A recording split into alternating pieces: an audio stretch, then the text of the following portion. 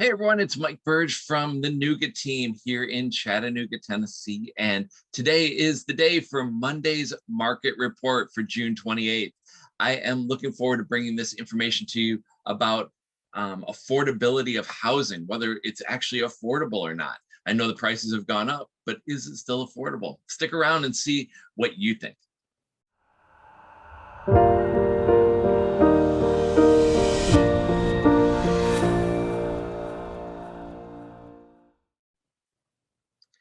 Hey everyone, it's Mike Burge from the Nougat team here in Chattanooga, Tennessee. And I am going to go through the market report of what's going on here in the Chattanooga market, as well as what's happening nationally. So what I'm going to do is I'm going to share my screen. I've got some slides for you to go through. But before we do that, please take a moment, like the video, and subscribe to my channel.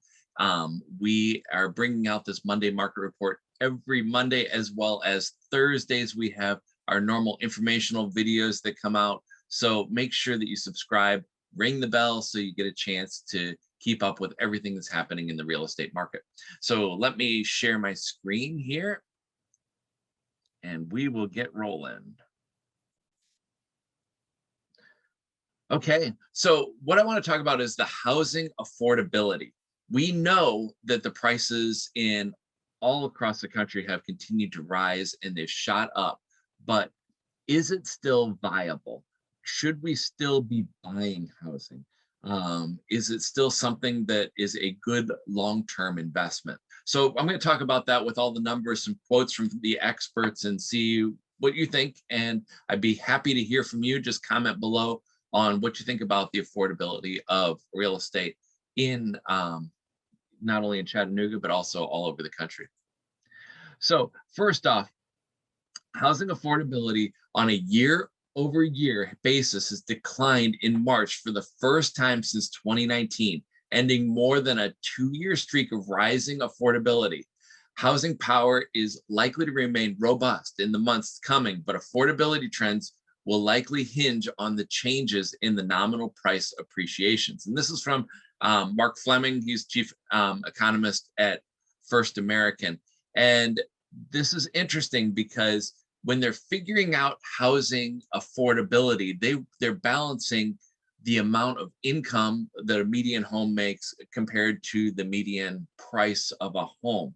And the higher the number is, the more affordable it is. And we'll get into those graphs here in a second. But the one thing to note was it declined for the first time in March. So it has been getting more and more affordable to buy a house, even though the prices are going up. So Mark continues to go on to say, looking back at bubble years, house prices exceeded buying power in 2006 nationally. But today, the house buying power is nearly twice as high as the median sales price nationally. This is huge. This is something, and I'm going to back it up with the numbers here in a minute. But many find it hard to believe, but the housing is actually undervalued in most markets, and the gap between the house buying power and the sales price indicates there's room for further house price growth in the months to come. So even though these prices continue to shoot up, it's still an affordable time and a good long-term investment is what this economist is saying. So let's jump into numbers here. So housing affordability from 1990s to today. You'll notice that the higher the number, if you haven't seen these graphs before, the higher the number, the more affordable it is. So you'll notice a couple of things that stand out here. In the orange, notice how affordable it is. It's years 2009 to 2015. We were going through all of the distressed properties. So there were a lot of foreclosures going on. There were short sales going on, and prices were driven way down. So 2006, you'll notice that it was at 108, and that was at the peak of the bubble. So housing was not really affordable, but people were buying it anyway. So, and that had a lot to do with some of the lending practices and things like that. But after the crash happened and the prices all went down, houses became very affordable. And that's what you're seeing in the orange area. But look at today, look in the blue, we're up at 174, which is just, it's a huge number. I can't stress to you enough how valuable this is, because it's affordable based on what people are making and what the prices of the houses are. All these numbers were provided by the National Association of Realtors. So the percent of median income needed to purchase the median priced home. Okay, so early in the 80s and 90s, it was 21.2%. 2006 was 25.4%. And again, the reason we bring up 2006 is that's when the crash happened. So you needed a lot more income to purchase a median price home. And today it's all the way down at 14.4%. So the housing, even though the prices have shot up, it is still very affordable based on what people are making. Mike Lofton says, contrary to popular belief, owning one's home is frequently more affordable than renting. It's cheaper to buy a home than it is to rent in 2/3 of American counties. So this idea of renting because it's less expensive, it doesn't hold water right now, because the rents continue to shoot up, and I'll show you that in a graph here coming up. But the rents continue to shoot up, and the housing prices continue to show value.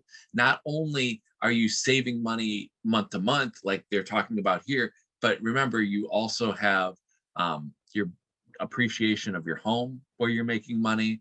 You have the tax write-offs for interest. There's a lot of different ways that you're saving money by owning a home. So it continues to be a great time to buy. So here's that graph I was telling you about, the median asking rent.